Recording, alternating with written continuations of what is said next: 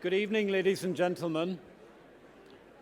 Good evening, my name is James Sterling. I'm the Provost here at Imperial College London, and it's my very great pleasure to welcome you to the college for the 2016 Grantham Institute Lecture. And a particularly warm welcome to our distinguished speaker, Christiana Figueres, Executive Secretary of the United Nations Framework Convention on Climate Change. In a moment, I will hand over to my colleague, Sir Brian Hoskins, to properly introduce Ms. Figueres. But first, I want to take a few minutes to announce a new venture at Imperial that will be taking shape starting from today. The Climate Summit in Paris last year committed us all to reducing our greenhouse gas emissions right now and continuing over the coming decades. Our speaker this evening can take much credit for both driving the ambition over several years and for the achievements made in Paris. Changing to a so-called low-carbon economy requires more than just intergovernmental agreement, however. Universities such as Imperial must play a role in helping solve the problems we now agree we face. At Imperial, we are already training the next generation of leaders and decision makers, creating knowledge and getting the greatest impact for science, engineering, health, and business research. But now we must do more. I'm delighted, therefore, to announce that Imperial College London is planning to create a major new space for climate change and the environment at our new White City campus in West London. This multidisciplinary hub will drive new research, new teaching and translation activities and develop them to a scale where they can form the basis for a low-carbon society. Learning, discovery and innovation will coexist, and we will reach beyond the college's traditional boundaries to make further connections and collaborations. It is our vision that, as with the planned Michael Uren Biomedical Engineering Hub, also at White City, this new hub will be developed with the support of government, industry, philanthropy, and of course, our own funds. Such a collaborative approach is essential if we are to build and operate truly world-class facilities, and the development of the new hub will be a key strategic priority for our fundraising efforts over the coming years. I hope that the many friends and colleagues in the hall this evening will want to be part of this. The planning for this exciting development begins today. Furthermore, the new centre at White City will mark the foundation of a district for low-carbon industries, the Clean Tech Cluster, around the campus at White City and including the nearby Old Oak and Park Royal development. This vision has already had the backing of the Secretary of State for Energy and Climate Change, Amber Rudd, and the Mayor of London, Boris Johnson. The co-directors of the Grantham Institute, Professors Joanna Haig and Martin Siegert, will talk more about this important new venture over the coming months, including how you can get engaged with the plans as they develop. To support the development of this and other exciting academic developments planned for White City, you may have noticed that we last week appointed Professor Neil Alford to be the new Associate Provost for Academic Planning. Neil will work on defining and developing the new multidisciplinary research facilities and research hubs at White City, and will provide high-level academic leadership of our emerging plans there at a time when we are looking to step up the pace of our development. At Imperial, we are taking responsibility for the future we want to see. The Grantham Institute has, over many years, enhanced our strengths in climate change research, thanks to generous support from Jeremy and Hannelore Grantham, for which we continue to be immensely grateful. Like them, we want to do more than just play a part. Together, we will invent, innovate, and invest in the solutions for addressing the causes and effects of climate change. So now we move on to this evening's topic, Transforming Growth, Climate Policy Today for a Sustainable Tomorrow. To introduce our speaker and her role in delivering a consensus on climate change action, please welcome to the stage the founding director and now the chair of the Grantham Institute, Professor Sir Brian Hoskins.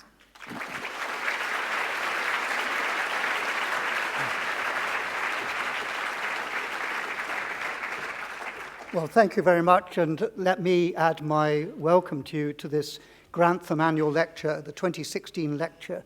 And it's a great pleasure of mine to introduce the speaker today, Christiana Figueres. She's no stranger to the UK. She actually spent an A-level year in the UK, and she also did a master's in anthropology at London's School of Economics. And a lasting aspect of this is that she's addicted to builder's tea.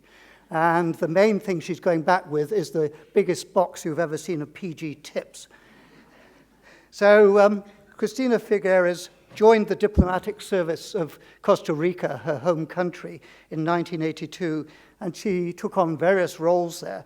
And in 1995, the roles became part of the climate negotiation team of Costa Rica in the United Nations Framework Convention on Climate Change. And in the same year, 1995, she actually founded and led a new Center for Sustainable Development in the Americas. She was increasingly active in the world in climate change areas and sustainable development. And after the Copenhagen disaster of 2009, then the UN Secretary General Ban Ki-moon asked her to be the next executive secretary of the UNFCCC. So she had a real challenge to bring together a fractured and rather dispirited international community.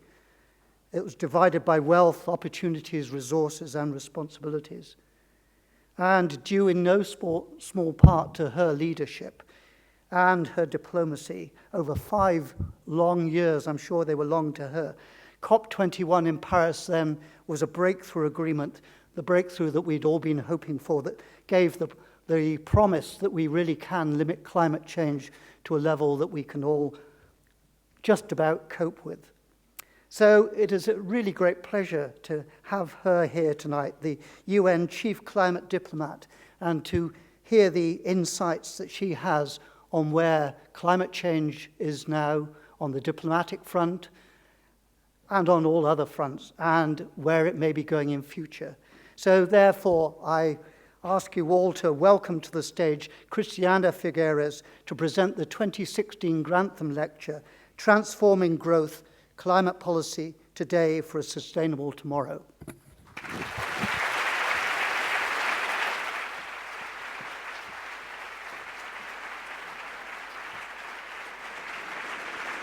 Thank you.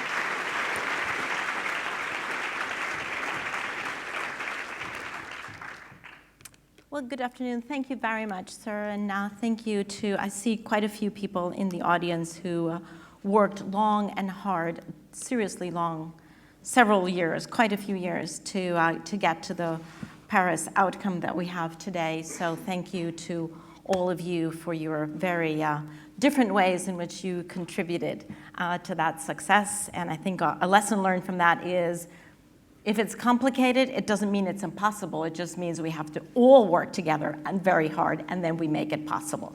So let that be a lesson learned for all of us. Now, today I'm going to speak to you actually about a policy-based issue, which is the relationship between climate and development in general. It doesn't mean, by the way, that I don't know at which Grantham Institute I am, because I do know that this is the one dedicated to science and innovation. I just thought it's actually a good thing to perhaps pause for a moment and remind ourselves, why do we put so much effort into innovation? Is it for innovation's sake? I would argue no. It is not for innovation's sake. It's actually for something. Do I hear an echo? Do you hear an echo? It's just me? It's just my echo? Okay. As long as it's just my echo. So why do we put so much effort into innovation? It is because of the causal relationship between climate and poverty. It is because of a very, very simple but powerful equation. More carbon equals more poverty. And it is in nobody's interest to have more poverty around the world. Now, let me be very specific. More carbon in the atmosphere, not more carbon in the soil, but more carbon in the atmosphere, not solidified in any way, equals more poverty, and especially it equals more poverty among the already poor and vulnerable populations, because it means wastelands increase, it means food and water security decreases, it means health costs go up, it means infrastructure lifetime goes down, all of which produce more cost for any national economy and disproportionately affect those at the bottom of the pyramid already. So it is very clear that in order to develop further, in order to fuel our economic growth, we definitely need energy. That is not what we are questioning. We definitely need energy. And energy is, in fact, at the foundation of all of our economic growth, as we have seen over the past 150 years. However, what we don't need is the fossil fuel source for the energy that we have had over the 100 or 150 years. If I were to summarize the Paris Agreement into one sentence, I would say the Paris Agreement is all about how are we going to decouple GDP, unfortunately still the measure of economic growth, very unsatisfactory, but the one that we choose to use until we invent something else. So how do we decouple GDP from GHG? Because GDP, economic growth, and greenhouse gas emissions have been increasing hand in hand for 100, 150 years, and that can no longer be the case. We need to decouple those two curves. If we don't do that, we are actually sealing ourselves, with an S, not a C, sealing ourselves into a world of more inequality. So the first equation that I wanted to explore with you is more carbon equals more poverty. Now, conversely, is that also true, the converse equation? Sort of, or as the Germans would say, jein, which is both yes and no. I highly recommend every language have a word like that. The other equation seen from the other perspective is net zero carbon, which is what the Paris Agreement has actually called for by the second half of the century, equals not zero poverty, it equals less poverty. Why? Because poverty is affected or magnified by other things in addition to energy or the carbon intensity of energy, but there is a very, very close relationship between zero net or net zero, whichever way you want to call it, and less poverty. Why? Because the more that we can decarbonize our economy, the more we would be restoring lands in order to have better agricultural productivity, in order to stabilize aquifers, the more we will increase energy access, whether that is decentralized, because that is what renewable energy allows, is decentralized access to energy, which you don't get with fossil fuels, certainly not for centralized power plants. And of course, you can also use renewable energy to put it on the grid. We are getting to the point where renewable energy is now at grid parity in a growing number of jurisdictions, and we are also, as a society, investing into storage so that we can deal with the variations in renewable energy. So we're almost there with renewable energy. It also means, should we go to zero net carbon, it also means more resilience in our infrastructure. It means better energy independence, better balance of payments. Please picture Pacific islands that are still importing, I have to clean this, Pacific islands that are still importing fossil fuel to generate energy, and they're paying 37, up to 37 cents per kilowatt hour. That is completely crazy. Why? Not because of the cost of fuel, because if you haven't noticed, the cost of oil has gone down quite dramatically. They're paying that because of transportation, because no matter what the cost of fuel, they still have to transport it to those fantastic islands. So balance of payments is very, very difficult for small economies, particularly for small, isolated economies, because they're still paying huge amounts of money out of their very scarce resources for energy. To say nothing of the fact that, of course, the transformation that we have already started and that is already underway toward this new energy revolution that we have actually creates jobs, creates many new industries, improves health, and as I have argued, strengthens the economy. So I would summarize that by saying net zero emissions is actually the only way to make poverty eradication possible at all, because otherwise we continually will recreate the basic infrastructure that we have, and poorer economies cannot afford that constant reconstruction, and if they have to do that, they don't have money for anything else. So going to net zero emissions is the only way that we stand any chance of eradicating poverty, and less poverty in the world, which is our common goal here, is actually the only way to ensure that we can withstand the impacts of climate change. So a very, very close relationship between carbon in the atmosphere and poverty levels around the world now and certainly in the future. My second point is that in addition to a causal relationship between climate and poverty, there is also what I call a directional relationship between climate and all of the relevant sustainable development goals, of which there are 17, and they're not all absolutely interlinked with climate change, but most of them are.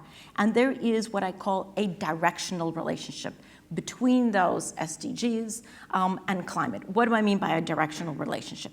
There is one goal that has to do with energy access, ensuring energy access. Well, we know that because of the challenge of climate change, yes, we have to improve access to energy around the world, but there's only one direction in which that can occur, and that is toward low carbon energy. We cannot afford, as a society, to increase access or to solve poverty, as some would argue, with high carbon. That is just absolutely anathema. There's another sustainable development goal that has to do with economic growth. Same argument.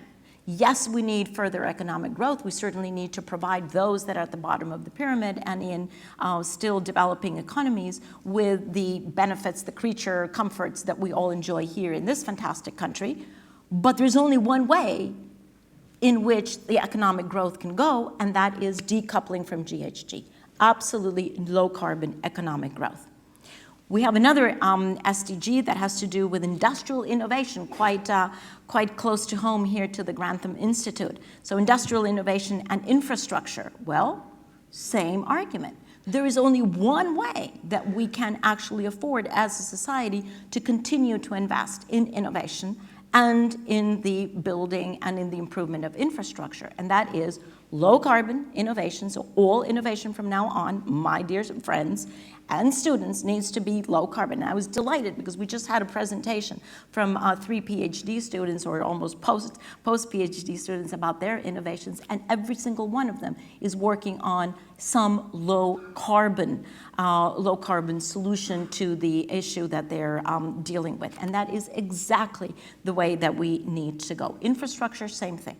We have to be able to produce, to design infrastructure that is resilient, that is low carbon. We cannot continue, in fact, to build with the materials that we've been building over the past 150 years. So there's a huge space for innovation into better building materials. Cities and communities, another SDG. Yes, of course, we need more cities and more communities. Well, I will remind you that we're waiting for 2 billion cousins to join us very soon in this home of ours. But there's only one way that we can continue urbanization, which will soon be the home to 80% of the globe's population. They're going to be living in cities. We're going to be living in cities. Well, yes, those cities need to be inclusive, but above all, we need to design and build cities that are built for woman, man, and child, not for car, bridge, and buildings, right? We have been building cities structurally, thinking of the transportation, thinking of the building itself, and not thinking of the human beings that are living in those cities.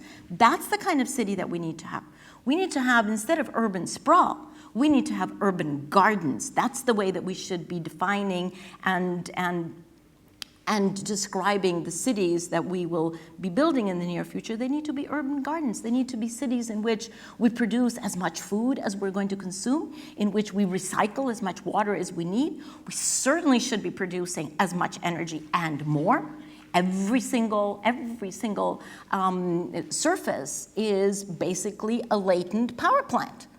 And we should be producing as much energy in those cities as we're going to use, and in fact, even more to send out to other areas. So a very, very different concept of cities. And then, of course, all of that comes down to consumption and production. Same argument. We need to go only in one direction, and that is low carbon consumption and production. So a directional relationship between climate and the SDGs. My third point is, however, that while there is a causal relationship between climate and poverty, and a directional relationship between climate and many of the SDGs, and I didn't go through the whole list, there is, however, a stark contrast, a fundamental difference between climate and the other SDGs with respect to the timing and the pace. That there is no relationship with. Why is that?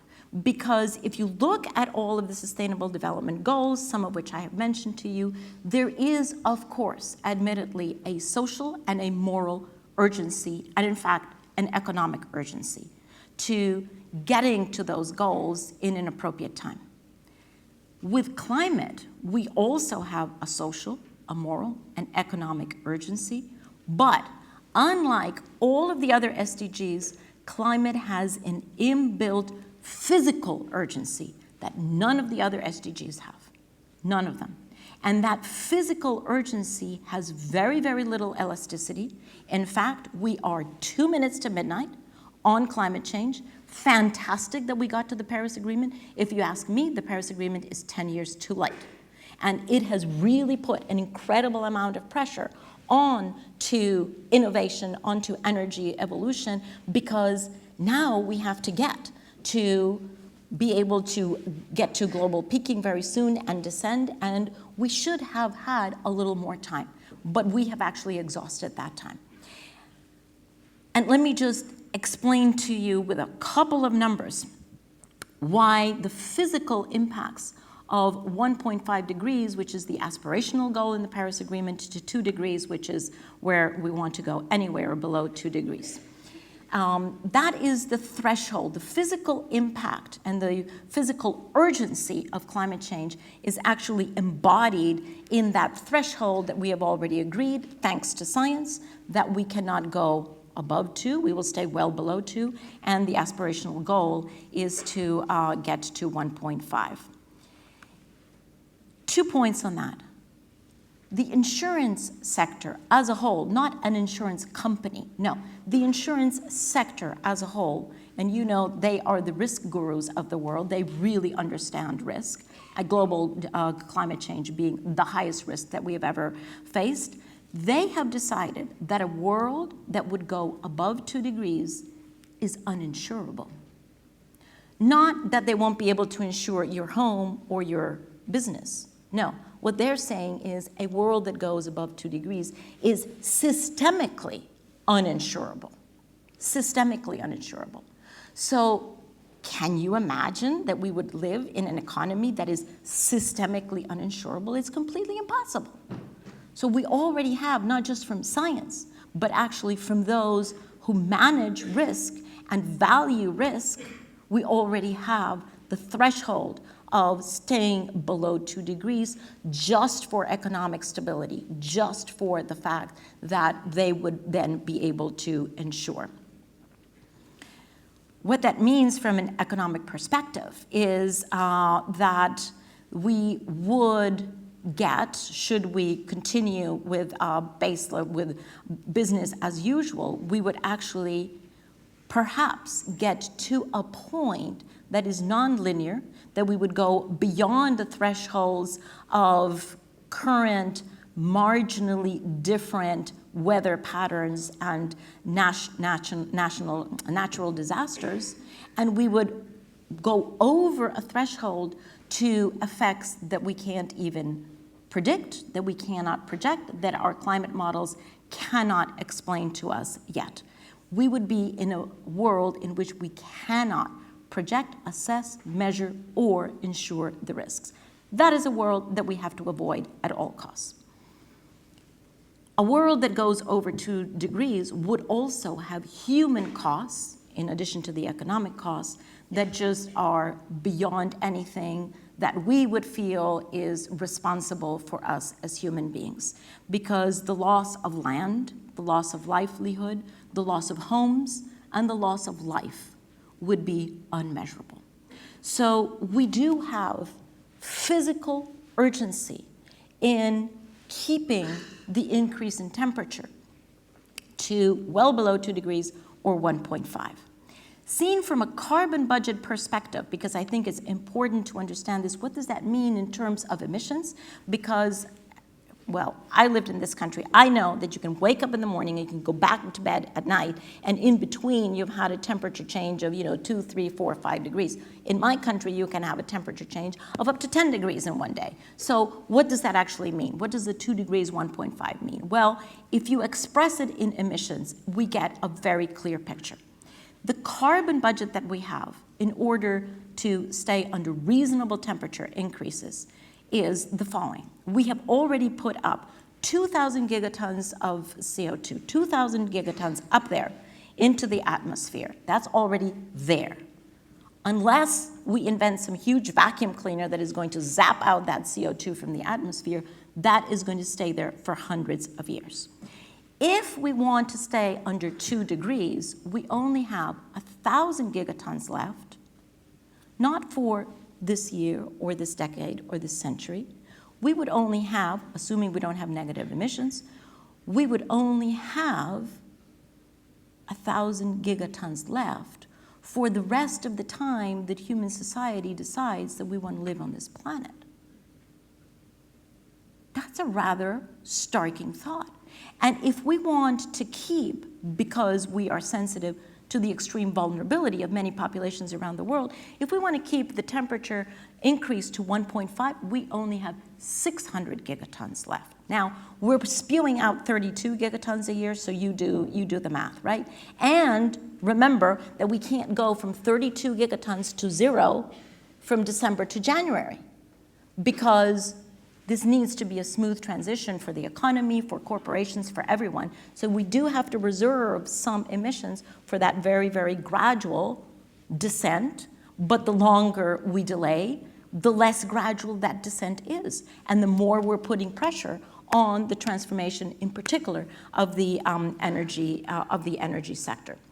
By 2050, the Paris Agreement says we need to be at net zero. That means we cannot be emitting more than what we naturally absorb.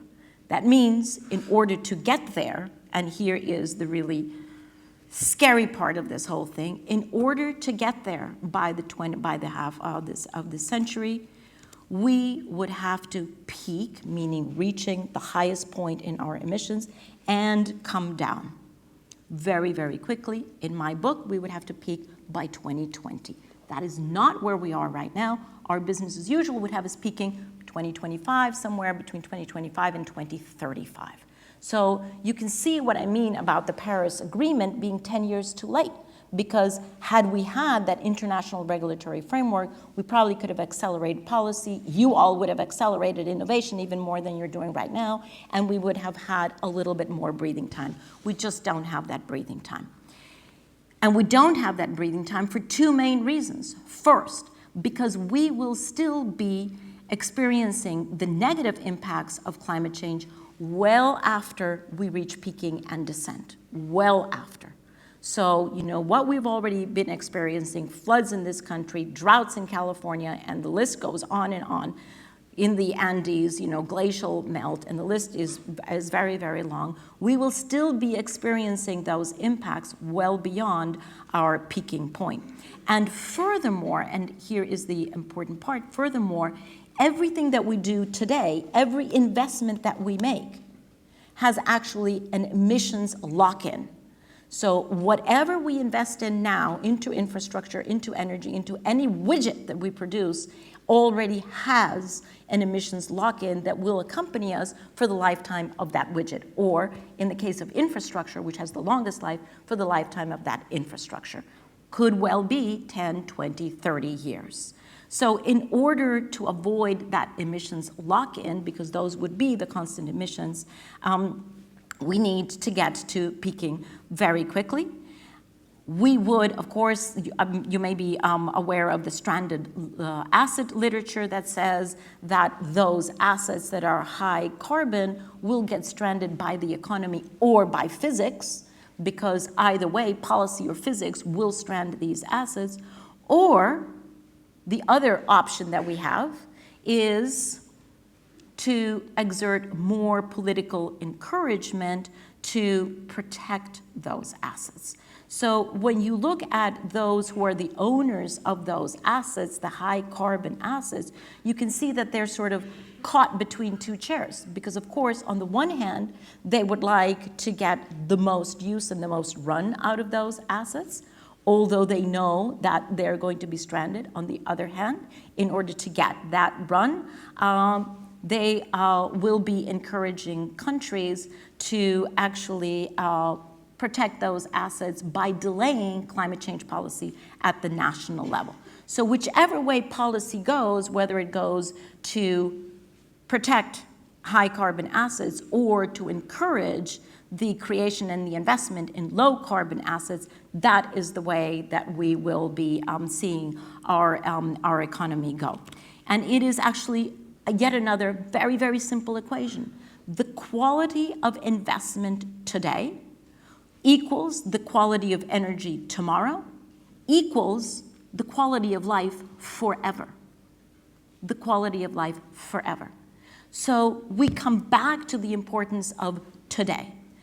It is not correct to think that we're going to deal with climate change tomorrow or, by the year 2050. No, we have to deal with it today. We have to make an intentional choice to actually invest into R&D, into all kinds of technological innovation, into resilient infrastructure, into low carbon infrastructure, because otherwise we're locking ourselves in.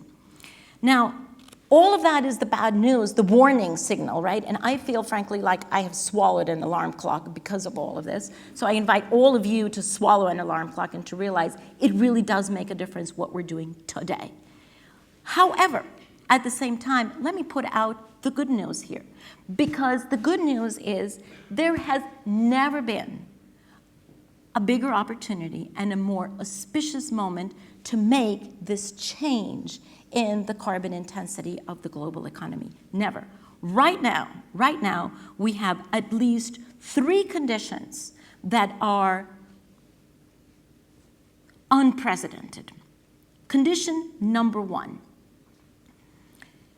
Starting with the financial crisis in 2008, one of the results of the financial crisis is that we have accumulated a huge amount of capital that is sitting literally under, people's pillows and under mattresses, a huge amount of capital that is sitting there that still does not have a destination. Capital that is looking for investments at the scale that the capital is actually constantly growing. So we have an accumulation of capital over here in this corner. Over here in this corner, we have a huge and growing need for investment into infrastructure. In industrialized countries, because that infrastructure is old, is definitely in the need of modernization. No comment on wonderful British buildings. But the infrastructure, you can, just look around you, right? We have completely energy inefficient homes, energy inefficient buildings. The infrastructure needs to be modernized in industrialized countries. And in developing countries, well, there's a huge lack of infrastructure because there's a growing population, a growing need for new energy, et cetera, et cetera. So there is the need for new infrastructure that cannot follow the pattern of what we've had before. So we have capital over here. We have infrastructure needs over here. We have cheap money on the market now. What kind of a world do we live in that now we have negative interest rates? I mean, that is unprecedented, right? The banks are going to charge you for keeping your money. That's the world that we're in. We have very, very cheap money. So not only do we have a lot of money, we have very cheap money. And all of this comes at the exact same time in which we're now reaping the benefit from the decreasing cost of renewable energy technologies. From the year 2008 to now, solar technology, just to use that one, has actually decreased in cost by 80%. Wind has come down by 40%, and both of them have increased their efficiency. And other technologies similarly, although nothing as spectacular as solar. So we have these conditions in front of us, and what we need to do is actually to put all of this together. Because if you look at the history of mankind, every time that we have had a lull in the economy, and we have one now, the way that we have actually been able to jumpstart the economy again is by a massive investment into infrastructure. Look what happened in Europe after the Second World War. Massive infrastructure investment that actually got not just the economy in Europe, but the economy worldwide going again. Well, my friends, it is time for a massive investment into low carbon infrastructure, into resilient infrastructure that can get the global economy going again. So a very interesting relationship, not just between climate change and poverty, but a very interesting relationship between the answers and the solutions to climate change and economic growth. And they lead us to a very, very simple conclusion. Yes, more carbon equals more poverty, but also less carbon equals more growth, more jobs, more stability, more benefit for everyone. The difference is we have a stark choice in front of us. Paris points in one direction, but that is only a blueprint. Difficult as the Paris Agreement was, and I have definitely grown my gray hair on the Paris Agreement, difficult as that was, it took the entire world, thousands and millions of people around the world to contribute to the Paris Agreement. And yet, that was the easy part. Now we come to the difficult part, because now we have to be intentional about everything that we do, about every investment that we do, about everything in our daily lives. We need to be intentional about the choice that we're making. Are we making a choice toward more carbon and more poverty, or are we making a choice in our daily life, in our professional life, in our policy life? Are we making the right choice, which is less carbon, more growth? The choice is for us. Nobody can exempt you of the responsibility of taking that choice, whether you're an individual, whether you're head of the company, whether you are a mayor of a city, whether you are the head of a government. The choice needs to be made, it needs to be intentional, and above all, it needs to be urgent. Thank you.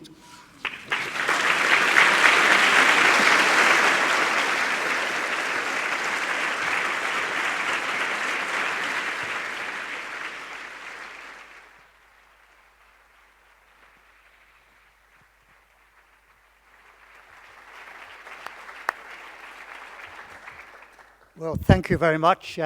I'm sure after that there are many questions that would like to be asked by the audience, and you have your opportunity. Ms. Figueres has to leave prompt at 7 o'clock, so you have 20 minutes in order to raise your hand and get my attention. And I ask that those questions then be really succinct and they really be questions. And we'll take maybe 2 or 3 at a time. And please wait until the microphone reaches you. And also, can you start off by giving your name and affiliation? So please, who would like to ask a question? Do you have a pen? Oh, left. Yeah. Does anybody have a pen? Do you have a pen? I think this works. Oh, okay, great. Thanks. I hope it works. Just in case. Got it. All right. I'm fine. There's always a difficulty. Got it. Thanks. So there's one down here. I say from a note, nothing against you, sir, but beyond this, I would be looking for younger hands in general. Right, so there's a young hand over there, and there's a young hand over there, and I'll let you start, and then make a Thank you. Executive Secretary Christiana, thank you, and I think a word of admiration, I'm sure, on behalf of everybody in this room. My question for you is as follows. I believe the first formal signature is later this month for various countries. What is your realistic estimate and your optimistic estimate of the number of countries signing, and will it reach what I believe is the 55% target? And apologies to the Chair, Mike Clark, various affiliations in the investment asset owner and risk space. Right, number one, then number two was over there, yes. Catherine Allenson, the Ecological Sequestration Trust and Future Earth Limited. Thank you for mentioning innovation. I'd like to point out that many have said that systems ways forward are the way to go, but it's incredibly difficult to have innovative systems modeling funded in order to progress the climate agenda. So any tips on helping with that? Thank you. And then there was a third back up there. Yes, in there, yes, two rows ahead. Hi, Bibba Hartigan from Climates, a social network to involve people in helping each other address the causes and effects of climate change. Thank you very much for a very inspiring and speech. And I just wanted to ask where you see the role for the individual in all of this. Trying to take another, okay. Signatures. So let me first clarify that there are 3 legal steps that you have to any international treaty. The first is the adoption, the second is the signature, and the third is the ratification. So the Paris Agreement was adopted unanimously. You try to do any decision unanimously in your family, and you tell me how easy that is. So, you know, the family of nations, 195 nations, unanimously decided to intentionally change the course of the global economy. Not bad, okay, for a unanimous decision. But that was just an adoption. Then we go to the second step, which is the signature, and this agreement opens for signature on the 22nd of April, which is Mother Earth Day, and will be open for a whole year until the 21st of April of 2017. The current record of any United Nations treaty on opening day of signature, because they're always open for 1 year, is 119 countries that came and signed the law of the sea. I just say that because we now have confirmation from 130 countries that they will come to New York to sign. It literally is a, you know, you can't do this electronically. That, you know, the internet hasn't reached that far. So you do have to, you know, use a pen and sign. And 50% of those countries will be represented by their heads of state or government, again, which is amazing, just amazing. So that is the current tally. We think that there may be more coming than 130, but you know, let's see what happens on April 22. In addition to that, we know that at least 10 of them will come with the signature and with their instrument of ratification, because the legislative process in those countries allows them to do that. Most countries don't allow that. Most countries, you do have to sign first and then ratify. So the 55% that you refer to do not refer to signature, they refer to ratification. The Paris Agreement will come into effect once we have at least 55 countries that represent at least 55% of the global greenhouse gas emissions, and once they have ratified, acceded, or joined the agreement, then the Paris Agreement comes into effect. And I will tell you a fun story. So the original text, or the text that we had for a long time, said that the Paris Agreement would come into force in 2020, and that was in many of our draft texts. Well, at some point, that will remain undescribed, at some point the decision was made to just make it impersonal. The decision was made to remove that sentence, and you will not find that sentence in the Paris Agreement. The reason why that sentence was removed is because of a collective sense that actually this could go into effect before 2020. So it wasn't that we made a mistake. There was a collective decision. Let's remove that and let's see if we can actually get, and you heard it here first, I think that we will have the Paris Agreement in effect by 2018. 2 years before it was originally intended to go into. It, for the lawyers in the room, if there are any lawyers, it causes huge havoc because in the meantime we have the Kyoto Protocol running and there's, you know, the lawyers are very, very scared about this, but, you know, well, somehow we will lock all the lawyers in a room and have them fix that situation for us. But so good news on the signatures. So to those who say, well, you know, climate was on the political agenda in 2015, but in 2016 it has fallen off the agenda. Wrong. We have, you know, a really impressive showing on the 22nd of April. Sorry, but systems, you know, where to get funding for systems integration, totally above my pay grade. I have no idea. I really am completely out of depth there. So you will have to ask someone much more informed than myself. And on the role of individuals, you know, one could sit back and say, well, you know, climate change is so complex. And it is such, you know, it is literally a global problem. So let those that operate at the global level, call them the nations of the world, solve this problem. This has nothing to do with me. Wrong. Because the fact is that the globe is currently made out of 7 billion individuals. And it is the collective greenhouse gas impact of all of us here that is actually what we're trying to deal with.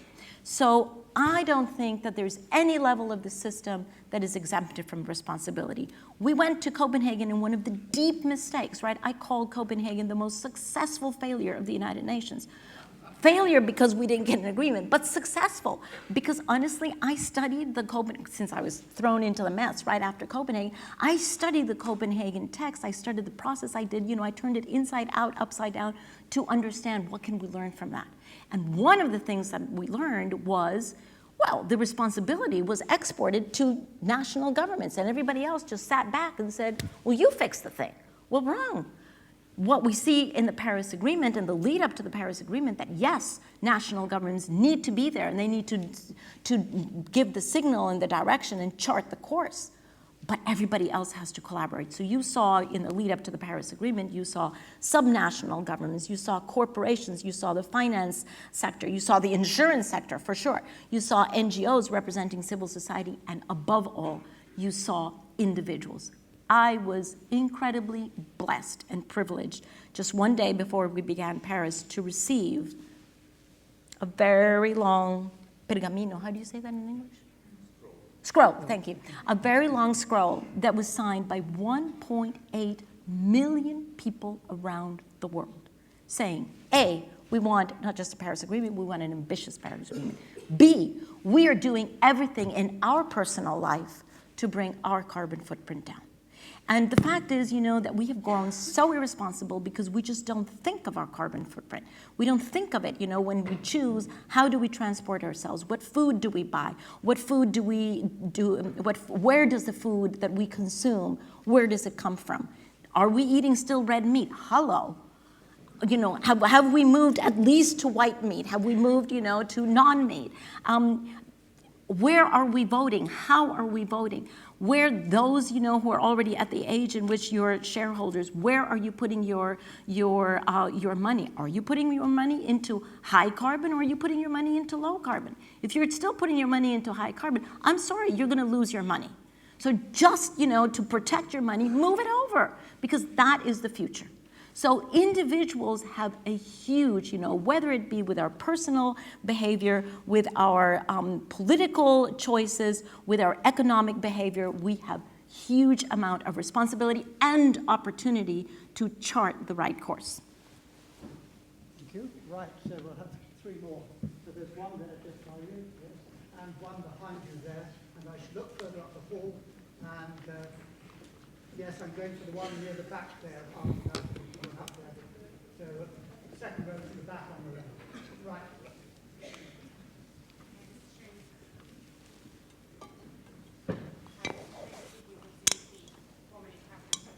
Can you speak up just a bit, please? CDP, formerly Carbon Disclosure Project.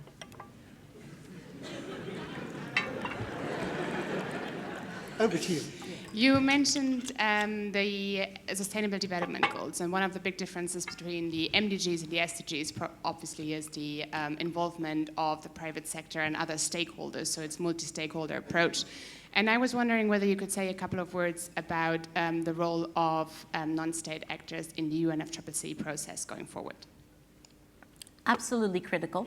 And I have to tell you, yet another lesson learned, from our most successful failure in Copenhagen is that the private sector was not included, was not consulted.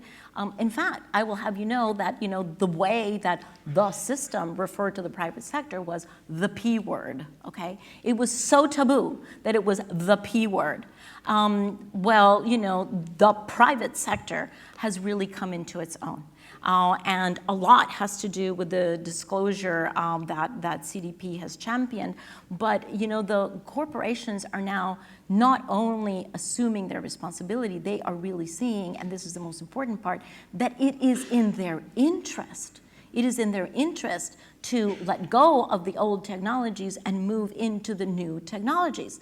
I just came from a fantastic, meeting this morning about the shift in capital, and somebody was making the comparison between moving in the computer sector, moving from mainframe. Please raise your hands if you know if you used a mainframe. I did. Okay, so you know that it was a computer about half the size of this room, et cetera, et cetera. And now look at the little computers that we use in our pockets. So the movement from mainframe to PC to iPhone and tablet is akin to the kind of transformation that we're going to have now, finally, in the energy sector, because we haven't really invested in the evolution of the energy sector for 100 years.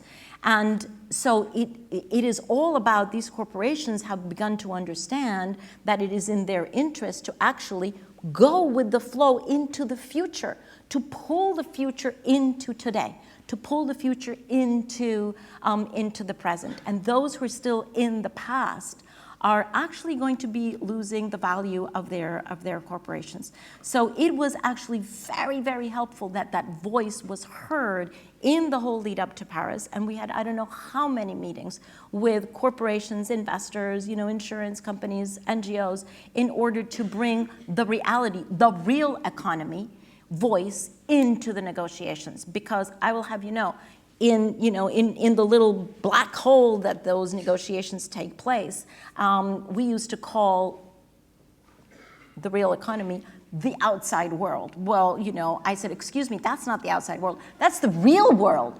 We're the ones that are stuck in a little black box. So it is absolutely critical, and I have done my best to get that voice in there. It is not where we want it to be, but it's much better than it was, and I am certainly counting on my successor to continue to include that voice.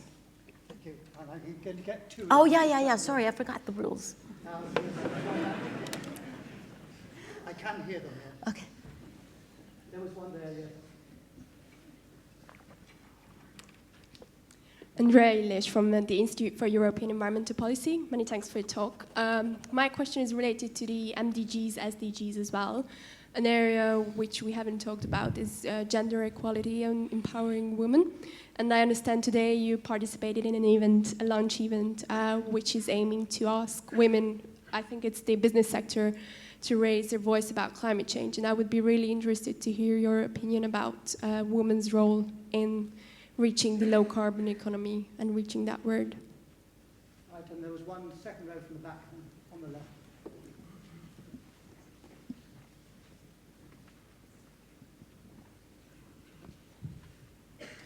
Marieke Beckman from the Center for Carbon Measurement at the National Physical Laboratory. The agreement certainly is a massive step forward, but as you say, the real work starts now when it comes to the transparency framework and actually holding countries to account. How do you think we can consolidate around the differences of capability when it comes to actually accounting for the emissions between less developed countries and more developed countries, and bridging that gap whilst also making sure that we actually reduce the amount of emissions that we said we would to make sure that the agreement actually means something?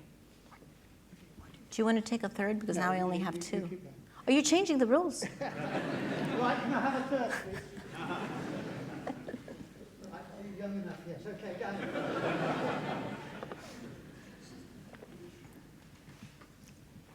Thank you. Scott Young of Gemini Capital, mainly in carbon reduction technologies. The question is a very good point about trying to have more money going into infrastructure investments in low carbon technologies. But how do we somehow make that as enticing from a capital gains point of view and a yield point of view with traditional investments without the need for government subsidies and so forth? And I see that as a real sustainability issue. Thank you. So let me take the first and the third together because they're very related. Yes, we had a very, very interesting discussion this morning that could be summarized as a very interesting phenomenon that there is a preponderance of men in the energy sector, and there is a growing preponderance of women in the climate change sector. So what's that all about? Very interesting, right? I mean, one could say, well, maybe the women are working on the solution part. Maybe. But here are some of the thoughts that came up this morning. Very interesting. So first, and these are irresponsible simplifications because there are many fantastic men, so please do not take offense, okay? But women tend to think more long-term. Because we are biologically prepared for that, to take care of our children, over many, many years. And we think more long-term. If there is one very detrimental approach to finance, it's short-termism. And so we tend to have much more of a tolerance for the risks or all of the conditions that come with long-term thinking. Women tend to be more inclusive, more collaborative. Can you imagine any topic that needs more inclusion and more collaboration than climate change? Women tend to work in service of others. Climate change requires that we understand that all of us here today, every single one of us, is here in service of A, the most vulnerable who are already here on this planet, and B, everyone who's still to come to this planet. And we need to understand that that is our guiding light. And the finance discussion was also very interesting because there were many data points given that although men continue to be in the finance world, sort of in the hedge funds, et cetera, women tend to be in the ESG part. And so, you can see that there is a very different approach. There's a very different approach to how we do our corporations, how we do our finances. So the discussion today was around 2 degrees of change. And that was let's stay well below 2 degrees, certainly, but also maybe what we need now is more participation. Because here is the absolutely, the killer fact there. We have, for thousands of years, we have, as a human race, we have gone through, the hunters and gatherers, then the agricultural age, then the mechanical age, industrial age, and then the information age. And now we're moving into the sustainability age. And, all of us will be part of that. It's a very exciting age. Throughout all of those previous ages, frankly, my dear friends, we have been hopping with 50% of the talent, 50% of the productivity, 50% of the potential of mankind, because we've been relying on men to do the whole job. So somehow, it's true. And we have 2 genders, in case you haven't noticed, and we have 2 feet. So the only way to move forward is to use both of our feet, okay? And to bring the full potential that we have as a human society, bring the full potential to bear. It does us no good to keep 50% of the potential, 50% of the answers, 50% of the skills somewhere in a closet. Let's bring that 50% out and let them contribute, let us contribute to the solution, because hopping through, with 50% hasn't really gotten us very far. So that is the answer to the women part. On the yields, actually not correct anymore. There is study after study after study that shows that because of the decrease in the cost of technologies and because of the volatility of fossil fuel, that actually, if you look long term, if you go and decide, on quarterly reports, then the conversation has stopped right there. But if you do take a long-term vision and you look at the long-term return and the long-term safety and security of investments, then it is no longer true that fossil fuels actually have a higher yield. In fact, the contrary is true. And the best example is the $400 billion that the fossil fuel industry has had to take off the table because they were invested in very, very high carbon, anyway, they're high carbon, but in the very high cost, very expensive explorations that they had that demanded, 80, 90% dollars per barrel, and that they have had to take off. That doesn't mean that the price of oil is going to stay where it is. What it means is that we cannot continue to be exposed to this volatility of oil when we have many other fuels, the sun, wind, that have zero cost, and that what we have to invest in is actually the infrastructure for that. So the value proposition has definitely changed, and you have many investment firms that have proven that sustainable finance is the way to go if you want to maintain your yields. So I would just encourage you to look at all of those new reports on sustainable finance. On transparency, yes, there is a huge difference in capacity between some developing countries, and some industrialized countries, because you would be surprised at the lack of capacity in some industrialized countries. So let's not, be simplistic about it. But yes, there is anyway. Among 195, you can imagine that there's the full gamut of capacity with respect to measuring, reporting, and everything that is at the core of transparency. And that is why there are two things in the Paris Agreement. One is the expectation that we will continue to improve the reporting and the verification over time so that we will be able to tell incontrovertibly whether we're progressing toward 1.5 or not, but also that all of those countries that need the support to develop that capacity will be able to get that support. And I have been very impressed to see the number of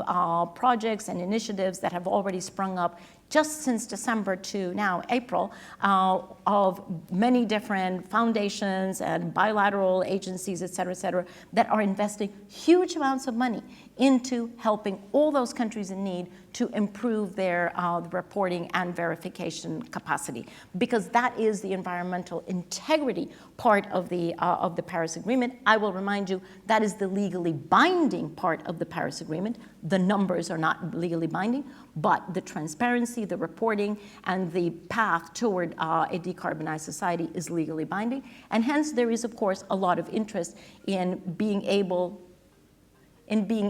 to bring up the capacity of all countries to do that. I think that's my phone. Sorry about that. I'll tell you it's 7 o'clock. Is it? Oh, yes. Maybe that's why the phone is ringing. I think maybe that's the cue for me to close the proceedings here. When the speaker's phone goes off to tell them it's time to leave. I think we all have to leave. But first, let me say to everyone here, thank you for taking part, and please join us in the senior common room for a reception afterwards where you can continue to discuss this. Both male and female are welcome. Both legs of society. Both legs of society. There are some demonstrations on carbon reduction mechanisms, etc., that the students have put together, so please do come and look at those as well. And secondly, I really must thank Christiana Figueres, first for the major role you have played for the whole world. Thank you. And secondly,